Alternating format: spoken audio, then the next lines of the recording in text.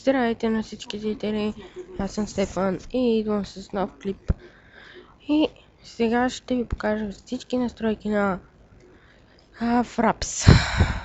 Така, имам да направите режим за монитор. Тук изключите всичките тея и слагате и това. И слагате също тази за геймплей. Така, това са тук за числата, където тук слагате тея. Числата ето тези тук. Тук да спира ли до 60 секунди. Аз го слагам да, защото ще стане много голямо. Това са и силно за началото, аз отдавна не съм го почвал. Това е F9.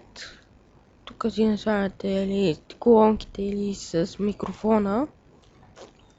И тук вече с снимките си избирате кой е, явно че само BMB. Това беше мен да клипа да ви е харесал.